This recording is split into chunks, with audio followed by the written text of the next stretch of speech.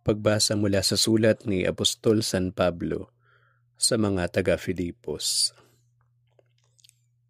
Mga kapatid, nais kong malaman ninyo na ang mga nangyari sa akin ay nakatulong ng malaki sa ikalalaganap ng magandang balita. Nalaman ng mga bantay sa palasyo at ng iba pang naririto na ako'y nabilanggo dahil sa pagsunod ko kay Kristo.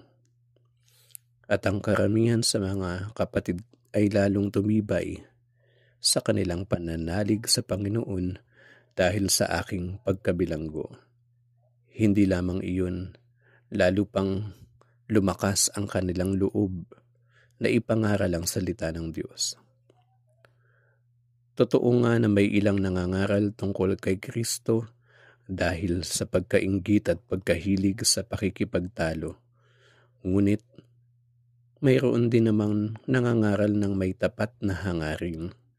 Si Kristo'y ipinangangaral nila dahil sa tunay na pagmamahal, sapagkat alam nilang ako'y hinirang upang ipagtanggol ang magandang balita. Ngunit ang iba'y nangangaral ng di tapat sa kalooban, kundi dahil sa udyok ng masamang hangarin, sapagkat hangad nilang dagdagan pa ang paghihirap ko sa aking pagkakabilanggo. Ngunit walang anumang sa akin ang lahat ng iyon. Ikinagagalak ko na si Kristo ay naipapangaral, maging tapat man o hindi ang hangarin ng mga nangangaral. Ang isa kong ikinagagalak ay ang pag-asang ako'y makakalaya sa pamamagitan ng inyong mga panalangin at sa tulong ng Espiritu ni Jesucristo.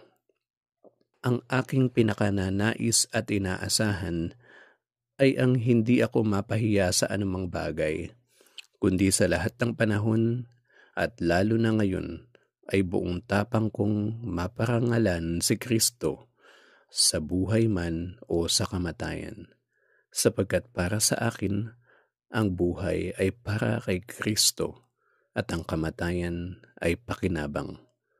Kung ako'y mananatiling buhay, ito'y kapakipakinabang sapagkat marami pa akong magagawang mabubuting bagay.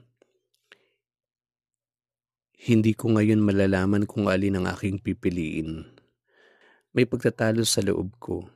Nais ko nang pumanaw sa mundong ito upang makapiling ni Kristo, sapagkat ito ang lalong mabuti. Ngunit alang-alang sa inyo,